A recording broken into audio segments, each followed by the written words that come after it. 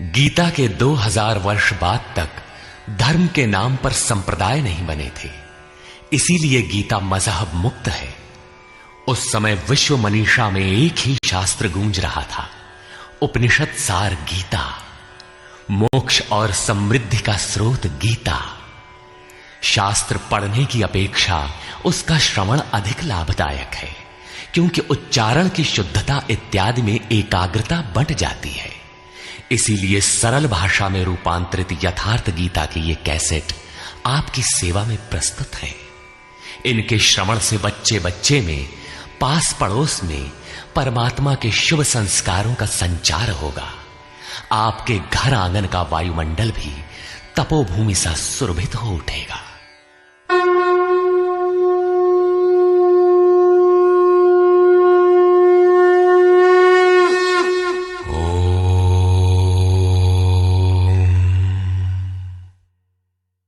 श्री परमात्मने नमः। यथार्थ गीता, श्रीमद् भगवत गीता, अथाष्टमो अध्याय। 7वें अध्याय के अंत में योगेश्वर श्री कृष्ण ने कहा कि पुण्य कर्म अर्थात नियत कर्म आराधना को करने वाले योगी संपूर्ण पापों से छूटकर उस व्याप्त ब्रह्म को जानते हैं। अर्थात कर्म कोई ऐसी वस्तु है जो व्याप्त ब्रह्म की जानकारी दिलाता है। उस कर्म को करने वाले व्याप्त ब्रह्म को, संपूर्ण कर्म को, संपूर्ण अध्यात्म को, संपूर्ण अधिदैव, अधिभूत और अधियज्ञ सहित मुझको जानते हैं। अतः कर्म कोई ऐसी वस्तु है जो इन सब से परिचित कराती है। वे अंतकाल में भी मुझको ही जानते हैं। उनकी जानकारी कभी विस्मृत नहीं होती। इस पर अर्जुन ने इस अध्याय के प्रारंभ में ही उन्हीं शब्दों को दोहराते हुए प्रश्न रखा।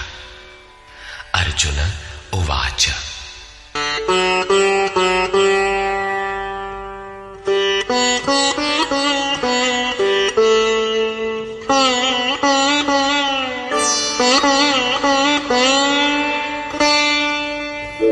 किं तद्ब्रह्म किमध्यात्मम् किं कर्म पुरुषोत्तम अधिभूतं च किं प्रोक्तम् अधिदैवं किमुच्यते। हे पुरुषोत्तम, वो ब्रह्म क्या है, अध्यात्म क्या है, कर्म क्या है, अधिभूत तथा अधिदैव किसे कहा जाता है? अधियज्ञः कथं कोत्र देहेऽस्मिन् मधुसूदन प्रयाणकाले च कथं ज्ञेयोऽसि नियतात्मभिः। हे मधुसूदन, यहां अधियज्ञ कौन है और वह इस शरीर में कैसे है? सिद्ध है कि अधियज्ञ अर्थात यज्ञ का अधिष्ठाता कोई ऐसा पुरुष है जो मनुष्य शरीर के आधार वाला है।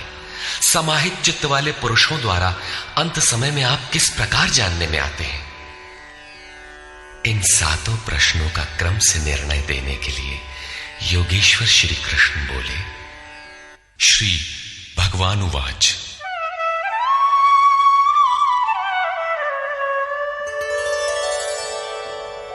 अक्षरं ब्रह्म परमं स्वभावोऽध्यात्ममुच्यते भूतभावोद्भवकरो विसर्गः कर्म संज्ञितः। अक्षरम ब्रह्म परमम, जो अक्षय है, जिसका क्षय नहीं होता, वही परम ब्रह्म है। स्वभावः अध्यात्मम उच्यते, स्वयं में स्थिर भाव ही अध्यात्म अर्थात आत्मा का आधिपत्य है। इससे पहले सभी माया के आधिपत्य में रहते हैं, किंतु जब स्वभाव अर्थात स्वरूप में स्थिर भाव अर्थात स्वयं में स्थिर भाव मिल जाता है तो आत्मा का ही आधिपत्य उसमें प्रवाहित हो जाता है। यही अध्यात्म है, अध्यात्म की पराकाष्ठा है। भूत भावोद्भव करा, भूतों के वे भाव जो कुछ न कुछ उद्भव करते हैं, अर्थात प्राणियों के वे संकल्प जो भले अथवा बुरे संस्कारों की संरचना करते हैं, उनका विसर्ग अर्थात विसर्जन, उनका मिट जाना ही कर्म की पराकाष्ठा है। यही संपूर्ण कर्म है जिसके लिए योगेश्वर ने कहा था, वो संपूर्ण कर्म को जानता है। वहां कर्म पूर्ण है, आगे आवश्यकता नहीं है। नियत कर्म, इस अवस्था में जबकि भूतों के वे भाव जो कुछ न कुछ रचते हैं, भले अथवा बुरे संस्कार संग्रह करते हैं, बनाते हैं, वे जब सर्वथा शांत हो जाएं, यही कर्म की संपूर्णता है। इसके आगे कर्म करने की आवश्यकता नहीं रह जाती। अतः कर्म कोई ऐसी वस्तु है जो भूतों के संपूर्ण संकल्पों को, जिनसे कुछ न कुछ संस्कार बनते हैं, उनका शमन कर देती है। कर्म का अर्थ है आराधना, चिंतन, जो यज्ञ में है। अधिभूतं क्षरो भावः पुरुषश्चाधिदैवतम् अधियज्ञोऽहमेवात्र देहे देहभृतां वर। जब तक अक्षय भाव नहीं मिलता तब तक नष्ट होने वाले संपूर्ण क्षर भाव अधिभूत अर्थात भूतों के अधिष्ठान है। वही भूतों की उत्पत्ति के कारण है। पुरुषः च अधिदैवतम, और प्रकृति से परे जो परम पुरुष है वही अधिदैव अर्थात संपूर्ण देवों, दैवी संपद का अधिष्ठाता है। दैवी संपद उसी परम देव में विलय हो जाती है। देहधारियों में श्रेष्ठ अर्जुन, इस मनुष्य तन में मैं ही अधियज्ञ अर्थात यज्ञों का अधिष्ठाता हूं। अतः इसी शरीर में अव्यक्त स्वरूप में स्थित महापुरुष ही अधियज्ञ है। योगेश्वर श्री कृष्ण एक योगी थे जो संपूर्ण यज्ञों का भोक्ता है। अंत में यज्ञ उसमें प्रवेश पा जाते हैं, वही परम स्वरूप मिल जाता है। इस प्रकार अर्जुन के 6 प्रश्नों का समाधान हुआ। अब अंतिम प्रश्न कि अंत काल में कैसे आप जानने में आते हैं जो कभी विस्मृत नहीं होते।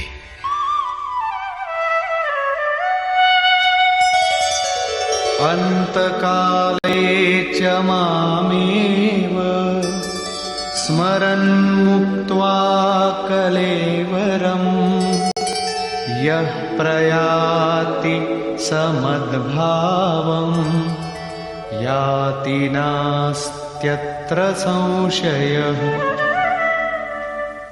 योगेश्वर श्री कृष्ण कहते हैं, जो पुरुष अंतकाल में अर्थात मन के निरोध और विलय काल में मेरा ही स्मरण करते हुए शरीर के संबंध को छोड़ अलग हो जाता है, वो मद्भावम साक्षात मेरे स्वरूप को प्राप्त होता है, इसमें संशय नहीं है। शरीर का निधन शुद्ध अंतकाल नहीं है। मरने के बाद भी शरीरों का क्रम पीछे लगा रहता है। संचित संस्कारों की सतह के मिट जाने के साथ ही मन का निरोध हो जाता है, और वो मन भी जब विलय हो जाता है तो वहीं पर अंतकाल है, जिसके बाद शरीर धारण नहीं करना पड़ता। ये क्रियात्मक है, केवल कहने से, वार्ताक्रम से समझ में नहीं आता। जब तक वस्त्रों की तरह शरीर का परिवर्तन हो रहा है तब तक शरीरों का अंत कहां हुआ। मन के निरोध और निरुद्ध मन के भी विलय काल में जीते जी शरीर के संबंधों का विच्छेद हो जाता है। यदि मरने के बाद ही यह स्थिति मिलती तो श्री कृष्ण भी पूर्ण नहीं होते। उन्होंने कहा कि अनेक जन्म के अभ्यास से प्राप्ति वाला ज्ञानी साक्षात मेरा स्वरूप है। मैं वह हूं और वह मुझ में है। लेश मात्र भी उसमें और मुझ में अंतर नहीं है। ये जीते जी प्राप्ति है। जब फिर कभी शरीर न मिले वहीं शरीरों का अंत है। ये तो वास्तविक शरीरांत का चित्रण हुआ, जिसके पश्चात जन्म नहीं लेना पड़ता है। दूसरा शरीरांत मृत्यु है, जो लोक प्रचलित है, किंतु इस शरीरांत के पश्चात पुनः जन्म लेना पड़ता है।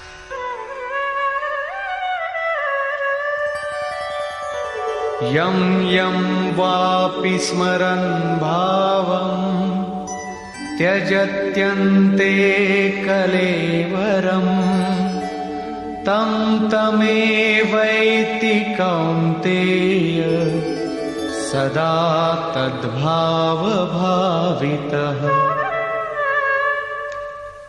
कौन्तेय, मृत्यु के समय मनुष्य जिस भी भाव को स्मरण करता हुआ शरीर को त्यागता है, उसको ही प्राप्त होता है।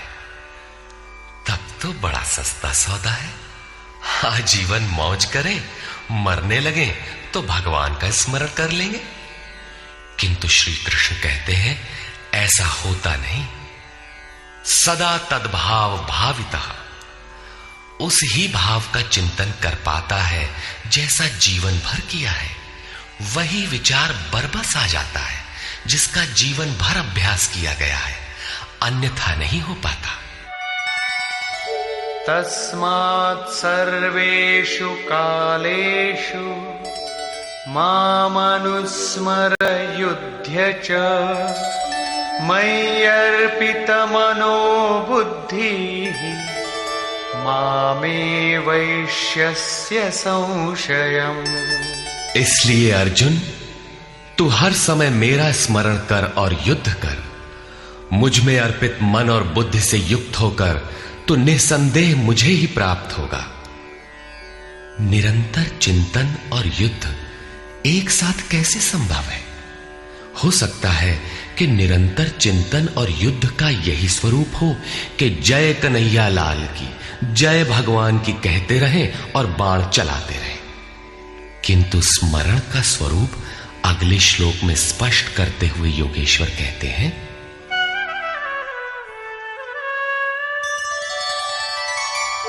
अभ्यासयोगयुक्तेन चेतसा नान्यगामिना परमं पुरुषं दिव्यं याति पार्थानुचिन्तयन्। हे पार्थ, उस स्मरण के लिए योग के अभ्यास से युक्त हुआ, अर्थात मेरा चिंतन और योग का अभ्यास पर्याय है। मेरे सिवाय दूसरी ओर न जाने वाले चित्त से निरंतर चिंतन करने वाला परम प्रकाश स्वरूप दिव्य पुरुष अर्थात परमात्मा को प्राप्त होता है। मान लीजिए कि ये पेंसिल भगवान है, तो इसके सिवाय अन्य किसी वस्तु का स्मरण नहीं आना चाहिए। इसके अगल बगल आपको पुस्तक दिखाई पड़ती है या अन्य कुछ भी, तो आपका स्मरण खंडित हो गया। स्मरण जब इतना सूक्ष्म है कि इष्ट के अतिरिक्त दूसरी वस्तु का स्मरण भी ना हो, मन में तरंगे भी ना आए, तो स्मरण और युद्ध दोनों एक साथ कैसे होंगे?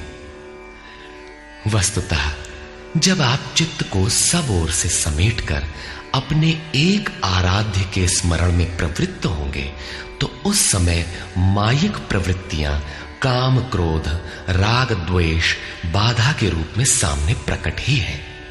आप स्मरण करेंगे किंतु वे आपके अंदर उद्वेग पैदा करेंगे। आपका मन स्मरण से चलायमान करना चाहेंगे। इन बाह्य प्रवृत्तियों का पार पाना ही युद्ध है।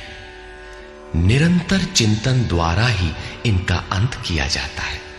इसलिए निरंतर चिंतन के साथ ही युद्ध संभव है।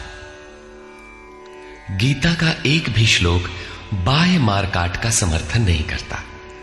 चिंतन किसका करें, इस पर कहते हैं,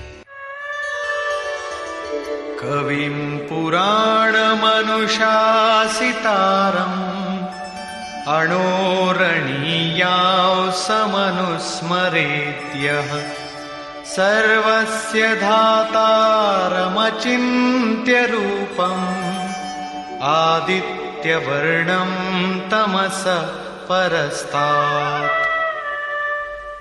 उस युद्ध के साथ वो पुरुष सर्वज्ञ, अनादि, सबके नियंता, सूक्ष्म से भी अति सूक्ष्म, सबके धारण पोषण करने वाले किंतु अचिंत्य, अर्थात जब तक चित्त और चित्त की लहर है तब तक वो दिखाई नहीं देता। चित्त के निरोध और विलय काल में ही जो विदित होता है, नित्य प्रकाश स्वरूप और अविद्या से परे उस परमात्मा का स्मरण करता है। पीछे बताया मेरा चिंतन करता है, यहां कहते हैं परमात्मा का। अतः उस परमात्मा के चिंतन अर्थात ध्यान का माध्यम तत्व स्थित महापुरुष है। इसी क्रम में प्रयाण काले मनसाचलेन भक्त्या युक्तो योग बलेन चैव भ्रुवोर्मध्ये प्राणमावेश्य सम्यक् सतं परं पुरुषमुपैति दिव्यम्। जो निरंतर उस परमात्मा का स्मरण करता है वो भक्ति युक्त पुरुष प्रयाण काले, मन के विलीन अवस्था काल में योग बल से अर्थात उसी नियत कर्म के आचरण द्वारा भ्रिकुटी के मध्य में प्राण को भली प्रकार स्थापित करके अर्थात प्राण अपान को भली प्रकार सम करके न अंदर से उद्वेग पैदा हो न बाह्य संकल्प कोई लेने वाला हो, सत रज तम भली प्रकार शांत हो, सुरत इष्ट में ही स्थित हो, उस काल में वो अचल मन अर्थात स्थिर बुद्धि वाला पुरुष उस दिव्य पुरुष परमात्मा को प्राप्त होता है। सतत स्मरणीय है कि उसी एक परमात्मा की प्राप्ति का विधान योग है। उसके लिए नियत क्रिया का आचरण ही योग क्रिया है, जिसका सविस्तार वर्णन योगेश्वर ने 4वें व 6वें अध्याय में किया है। अभी उन्होंने कहा निरंतर मेरा ही स्मरण कर। कैसे करें? तो इसी योग धारणा में स्थिर रहते हुए करना है। ऐसा करने वाला दिव्य पुरुष को ही प्राप्त होता है, जो कभी विस्मृत नहीं होता। यहां इस प्रश्न का समाधान हुआ कि आप प्रयाण काल में किस प्रकार जानने में आते हैं।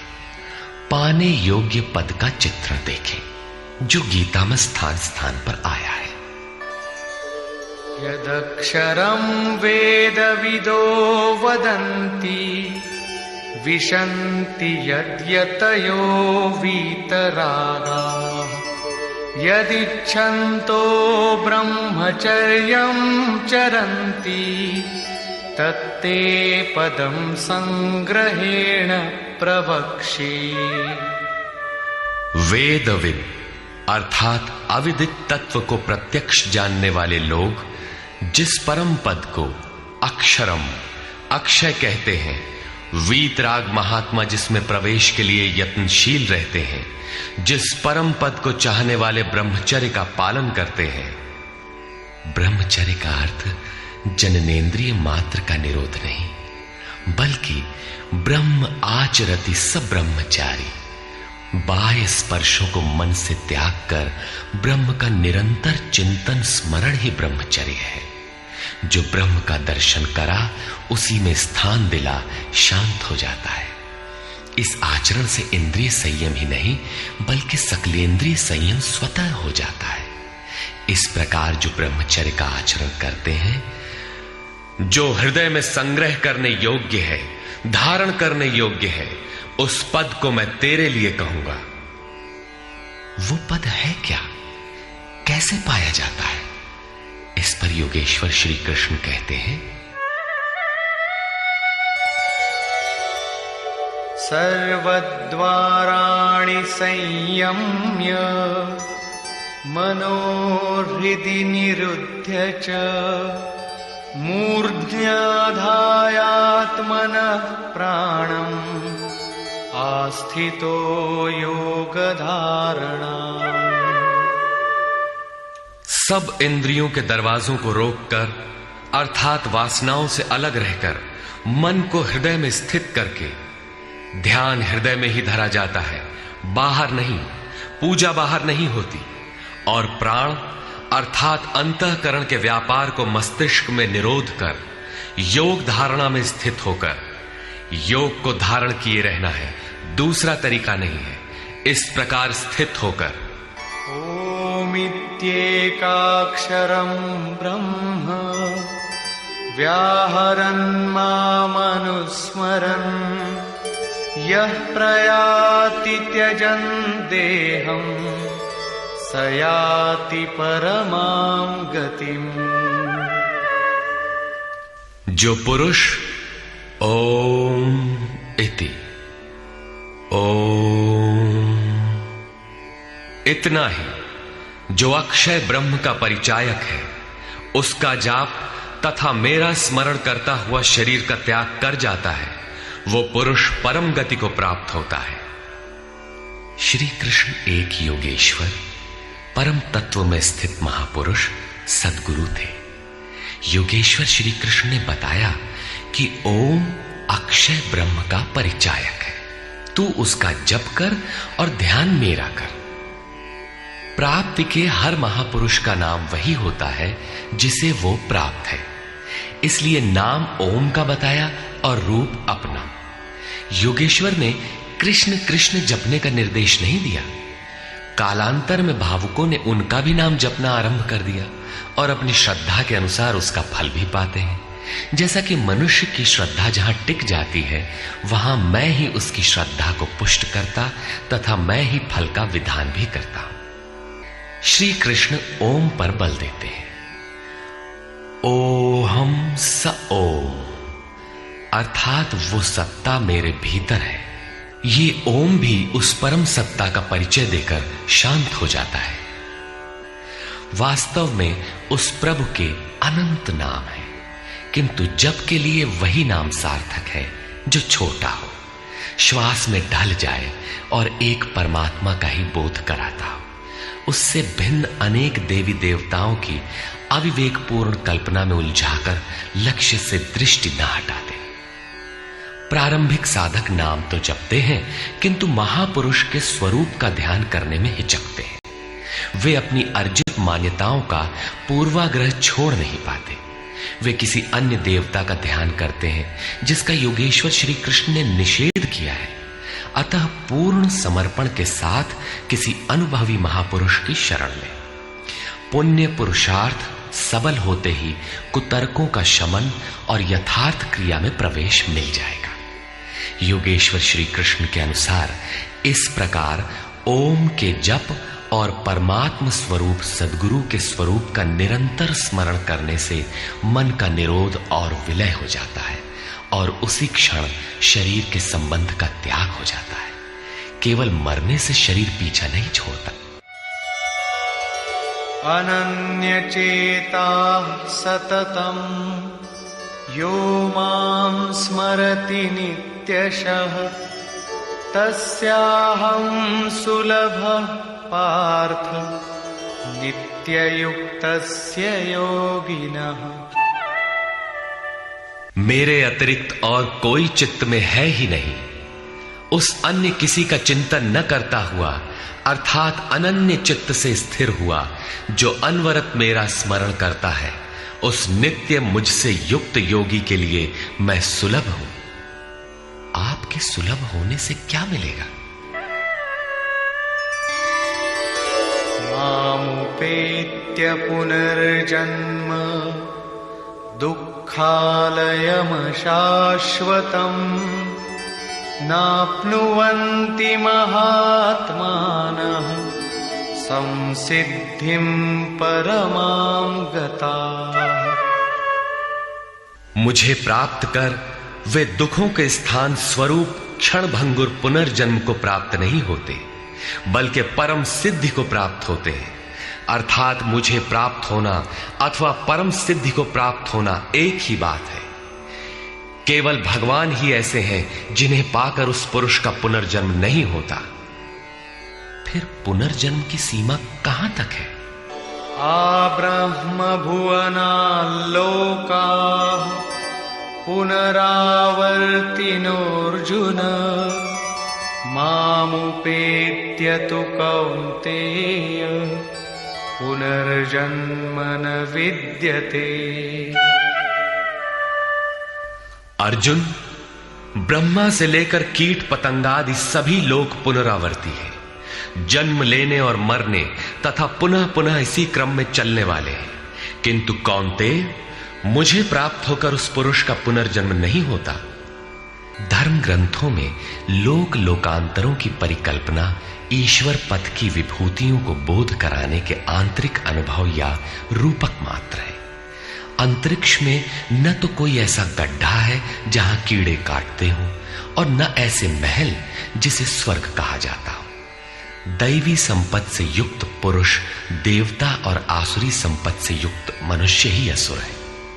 श्री कृष्ण के ही सगे संबंधी कंस राक्षस और बाणासुर दैत्य थे।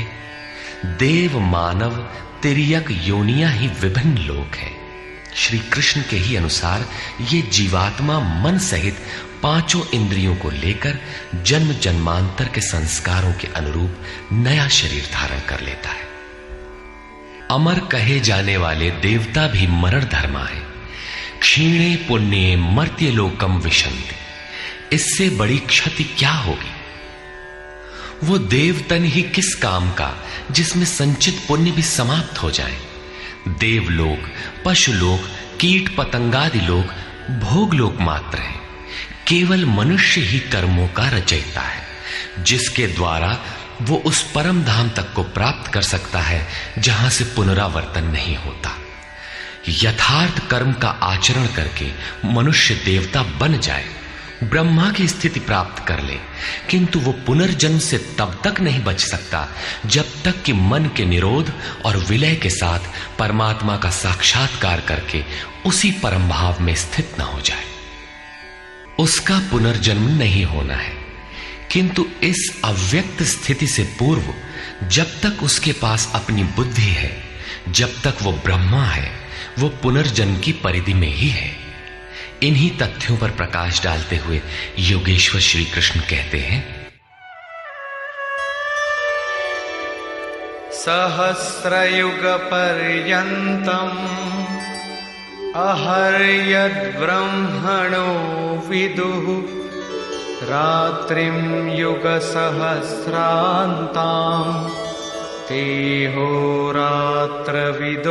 जनाः। जो 1000 चतुर्युगों की ब्रह्मा की रात्रि और 1000 चतुर्युगों के उसके दिन को साक्षात जानते हैं, वे पुरुष समय के तत्व को यथार्थ जानते हैं। प्रस्तुत श्लोक में दिन और रात विद्या और अविद्या के रूपक हैं। ब्रह्म विद्या से संयुक्त बुद्धि ब्रह्मा की प्रवेशिका तथा ब्रह्म विद्वरिष्ठ बुद्धि ब्रह्मा की पराकाष्ठा है।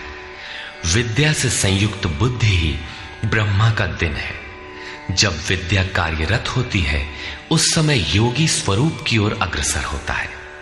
अंतःकरण की सहस्रों प्रवृत्तियों में ईश्वरीय प्रकाश का संचार हो उठता है। इस प्रकार अविद्या की रात्रि आने पर अंतःकरण की सहस्रों प्रवृत्तियों में माया का द्वंद्व प्रवाहित होता है। प्रकाश और अंधकार की यहीं तक सीमा है। इसके पश्चात न तो अविद्या रह जाती है और न विद्या ही। वो परम तत्व परमात्मा विदित हो जाता है। जो इसे तत्व से भली प्रकार जानते हैं, वे योगी जन काल के तत्व को जानने वाले हैं कि कब अविद्या की रात होती है, कब विद्या का दिन आता है, काल का प्रभाव कहां तक है अथवा समय कहां तक पीछा करता है। प्रारंभिक मनीषी अंतःकरण को चित्त अथवा कभी कभी केवल बुद्धि कहकर संबोधित करते थे। कालांतर में अंतःकरण का विभाजन मन, बुद्धि, चित्त और अहंकार की 4 प्रमुख वृत्तियों में किया गया। वैसे अंतःकरण की प्रवृत्तियां अनंत हैं। बुद्धि के अंतराल में ही अविद्या की रात्रि होती है और उसी बुद्धि में विद्या का दिन भी होता है। यही ब्रह्मा की रात्रि और दिन है। जगत रूपी रात्रि में सभी जीव अचेत पड़े हैं। प्रकृति में विचरण करती हुई उनकी बुद्धि उस प्रकाश स्वरूप को नहीं देख पाती, किंतु योग का आचरण करने वाले योगी इससे जग जाते हैं। वे स्वरूप की ओर बढ़ते हैं।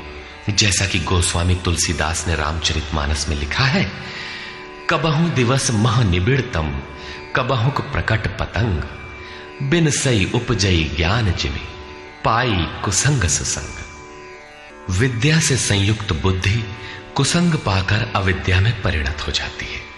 पुनः सुसंग से विद्या का संचार उसी बुद्धि में हो जाता है।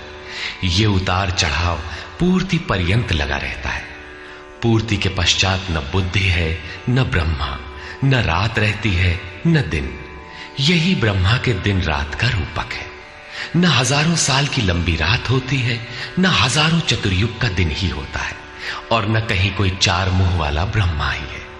बुद्धि की उपर्युक्त चार क्रमिक अवस्थाएं ही ब्रह्मा के चार मुख और अंतःकरण की चार प्रमुख प्रवृत्तियां ही उनके चतुर्युग हैं। रात और दिन इन्हीं प्रवृत्तियों में होते हैं। जो पुरुष इसके भेद को तत्व से जानते हैं, वे योगी जन काल के भेद को जानते हैं कि काल कहां तक पीछा करता है और कौन पुरुष काल से भी अतीत हो जाता है। रात्रि और दिन, अविद्या और विद्या में होने वाले कार्य को योगेश्वर श्री कृष्ण स्पष्ट करते हैं।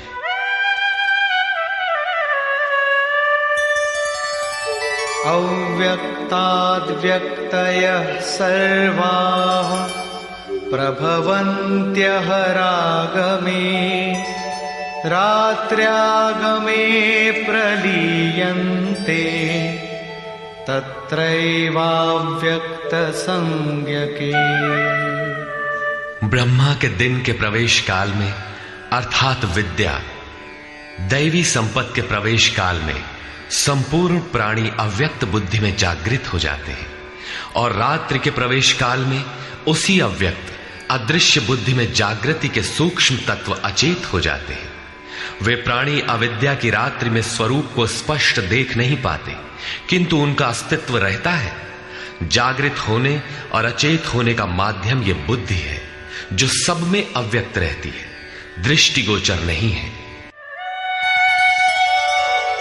भूतग्रामः स एवायम्, भूत्वा भूत्वा प्रलीयते, रात्र्यागमे वशः पार्थ, प्रभवत्यः रागमे।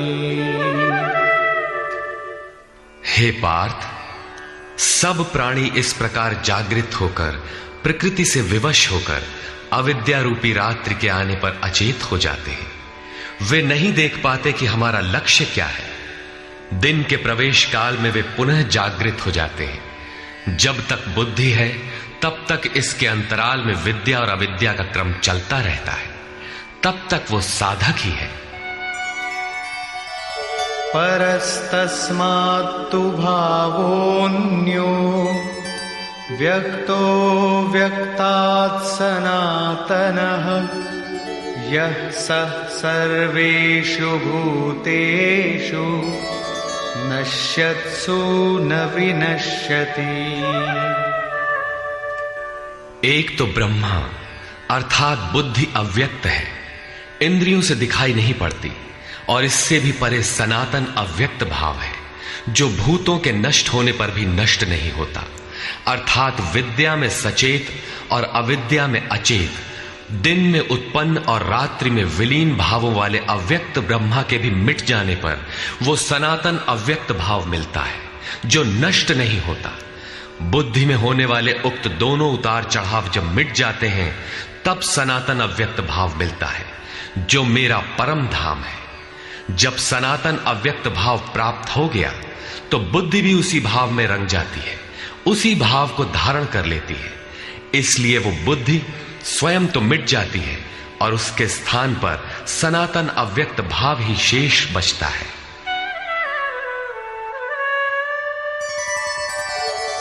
अव्यक्तोऽक्षर इत्युक्तः तमाहुः परमां गतिम्, यं प्राप्य न निवर्तन्ते तद्धाम परमं मम। उस सनातन अव्यक्त भाव को अक्षर अर्थात अविनाशी कहा जाता है, उसी को परम गति कहते हैं। वही मेरा परम धाम है, जिसे प्राप्त होकर मनुष्य पीछे नहीं आते, उनका पुनर्जन्म नहीं होता। इस सनातन अव्यक्त भाव की प्राप्ति का विधान बताते हैं। पुरुष स पर पार्थ भक्त्या लभ्यस्त्वनन्यया यस्यान्तस्थानि भूतानि येन सर्वमिदं ततम्। पार्थ, जिस परमात्मा के अंतर्गत संपूर्ण भूत है, जिससे संपूर्ण जगत व्याप्त है, सनातन अव्यक्त भाव वाला वो परम पुरुष अनन्य भक्ति से प्राप्त होने योग्य है। अनन्य भक्ति का तात्पर्य है कि परमात्मा के सिवाय अन्य किसी का स्मरण न करते हुए उनसे जुड़ जाए। अनन्य भाव से लगने वाले पुरुष भी कब तक पुनर्जन्म की सीमा में है और कब वे पुनर्जन्म का अतिक्रमण कर जाते हैं, इस पर योगेश्वर कहते हैं। यत्र काले त्वनावृत्तिम् आवृत्तिं चैव योगिनः प्रयाता यान्ति तं कालं वक्ष्यामि भरतर्षभ। हे अर्जुन, जिस काल में शरीर त्याग कर गए हुए योगी जन पुनर्जन्म को नहीं पाते और जिस काल में शरीर त्यागने पर पुनर्जन्म पाते हैं, मैं अब उस काल का वर्णन करता हूं।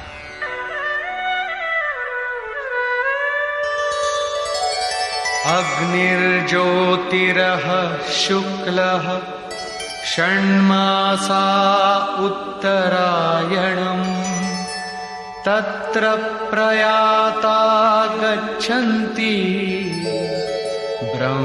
ब्रह्मविदो जनाः। शरीर संबंध का त्याग करते समय जिसके समक्ष ज्योतिर्मय अग्नि जल रहा हो, दिन का प्रकाश फैला हो, सूर्य चमक रहा हो, शुक्ल पक्ष का चंद्र बढ़ रहा हो, उत्तरायण का निरभ्र और सुंदर आकाश हो, उस काल में प्रयाण करने वाले ब्रह्मवेत्ता योगी जन ब्रह्म को प्राप्त होते हैं। अग्नि ब्रह्म तेज का प्रतीक है, दिन विद्या का प्रकाश है, शुक्ल पक्ष निर्मलता का द्योतक है, विवेक, वैराग्य, शम, दम, तेज और प्रज्ञा ये षडैश्वर्य ही षण्मास है। ऊर्ध्व रेता स्थिति ही उत्तरायण है। प्रकृति से सर्वथा परे इस अवस्था में जाने वाले ब्रह्मवेत्ता योगी जन ब्रह्म को प्राप्त होते हैं। उनका पुनर्जन्म नहीं होता, किंतु अनन्य चित्त से लगे हुए योगी जन यदि इस आलोक को प्राप्त नहीं कर पाए, जिनकी साधना अभी पूर्ण नहीं, उनका क्या होता है, इस पर कहते हैं। धूमो रात्रिस्तथा कृष्णः षण्मासा दक्षिणायनम् तत्र चान्द्रमसं ज्योतिः योगी प्राप्य निवर्तते। जिसके प्रयाण काल में धुआं फैल रहा हो, योगाग्नि हो, अग्नि यज्ञ प्रक्रिया में पाए जाने वाले अग्नि का स्वरूप है, किंतु धुएं से आच्छादित हो, अविद्या की रात्रि हो, अंधेरा हो, कृष्ण पक्ष का चंद्रमा क्षीण हो रहा हो, कालिमा का बाहुल्य हो, षड विकारों अर्थात काम, क्रोध, लोभ, मोह, मद और मत्सर से युक्त दक्षिणायन अर्थात बहिर्मुखी हो, जो परमात्मा के प्रवेश से अभी बाहर है, उस योगी को पुनः जन्म लेना पड़ता है।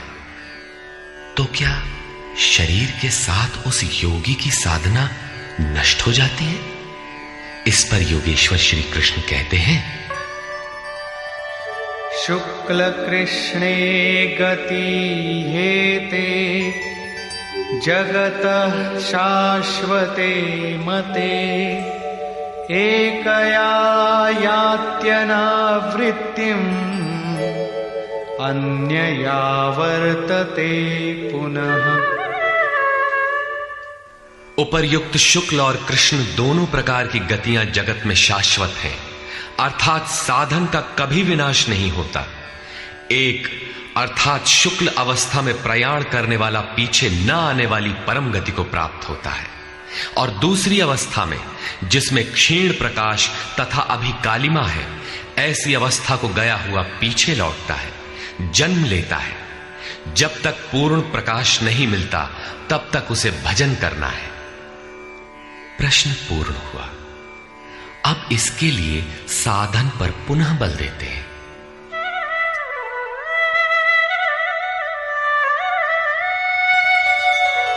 नैते श्रुति पार्थ जानन् योगी मुह्यति कश्चन तस्मात् सर्वेषु कालेषु योगयुक्तो भवार्जुन। हे पार्थ, इस प्रकार इन मार्गों को जानकर कोई भी योगी मोहित नहीं होता। वो जानता है कि पूर्ण प्रकाश पा लेने पर ब्रह्म को प्राप्त होगा और क्षीण प्रकाश रहने पर भी पुनर्जन्म में साधन का नाश नहीं होता। दोनों गतियां शाश्वत हैं। अतः अर्जुन, तो सब काल में योग से युक्त हो, अर्थात निरंतर साधन कर। वेदेषु यज्ञेषु तपस्सु चैव दानेषु यत् पुण्यफलं प्रदिष्टम् अत्येति तत्सर्वमिदं विदित्वा योगी परं स्थानमुपैति चाद्यम्।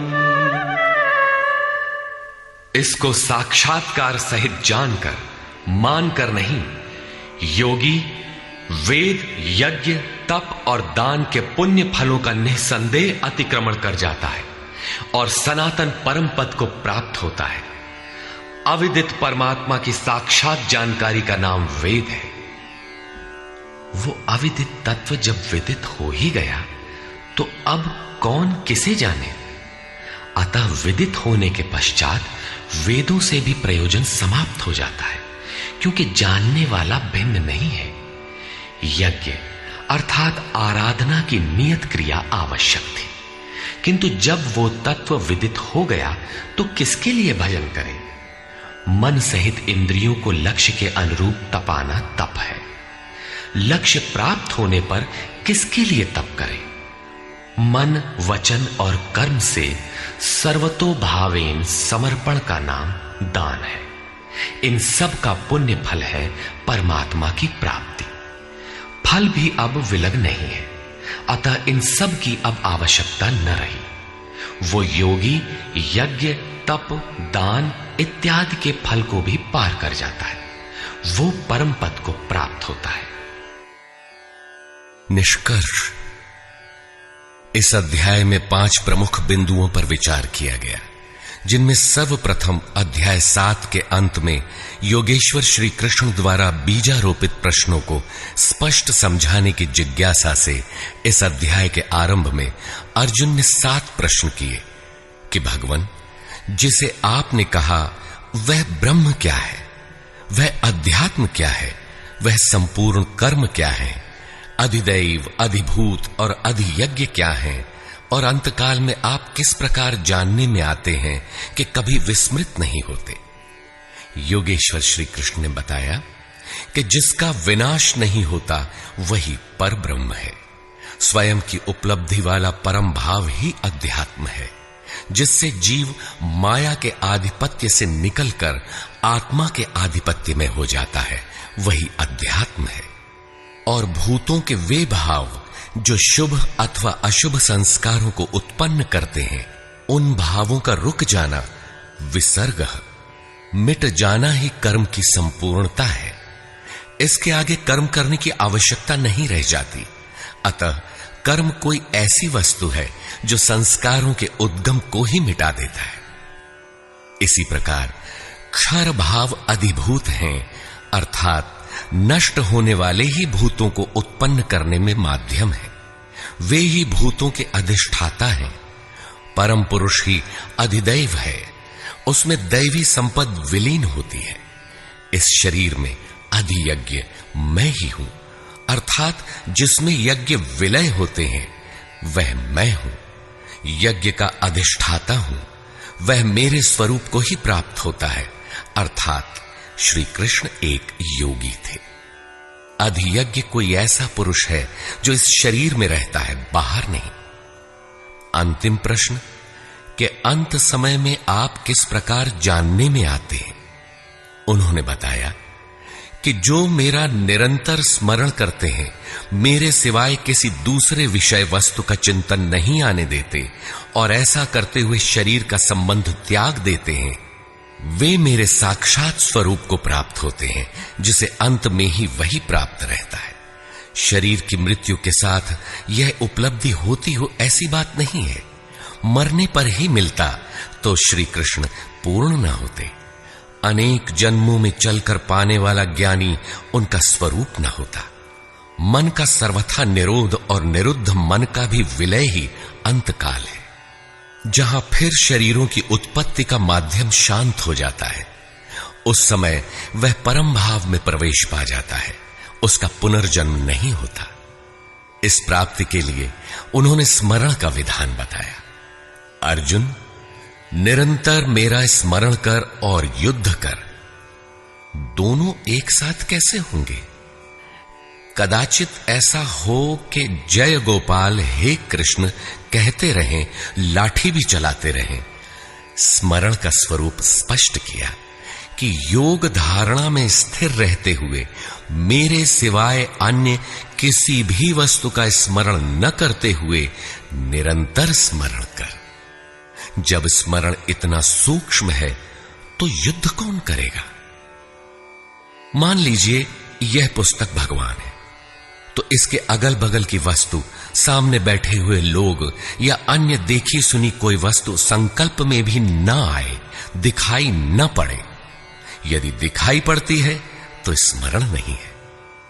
ऐसे स्मरण में युद्ध कैसा? वस्तुतः जब आप इस प्रकार निरंतर स्मरण में प्रवृत्त होंगे तो उसी क्षण युद्ध का सही स्वरूप खड़ा होता है। उस समय मायिक प्रवृत्तियां बाधा के रूप में प्रत्यक्ष ही हैं। काम, क्रोध, राग, द्वेष दुर्जय शत्रु हैं। ये शत्रु स्मरण करने नहीं देंगे। इनसे पार पाना ही युद्ध है। इन शत्रुओं के मिट जाने पर ही व्यक्ति परम गति को प्राप्त होता है। इस परम गति को पाने के लिए अर्जुन, तू जप तो ओम का और ध्यान मेरा कर, अर्थात श्री कृष्ण एक योगी थे। नाम और रूप आराधना की कुंजी है।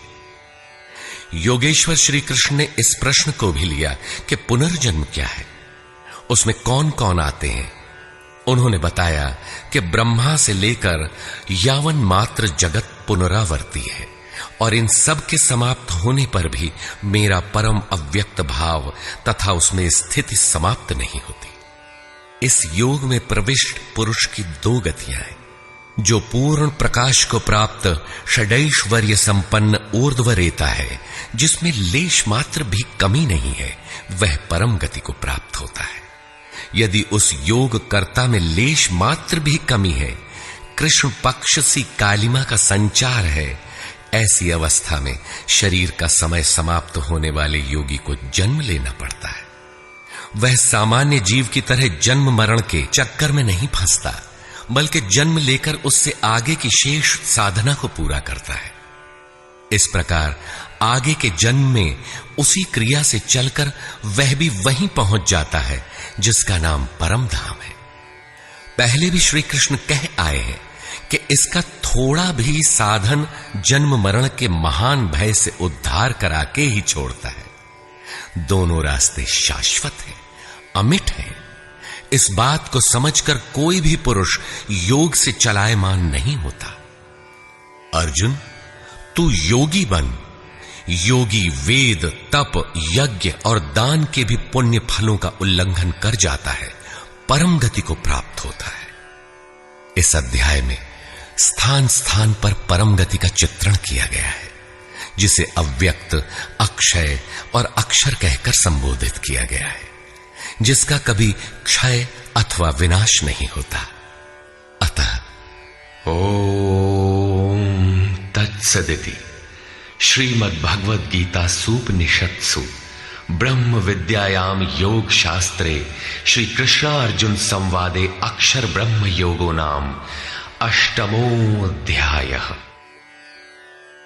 इस प्रकार स्वामी अड़गड़ानंद कृत श्रीमद् भगवद गीता के भाष्य यथार्थ गीता का 8वां अध्याय पूर्ण होता है।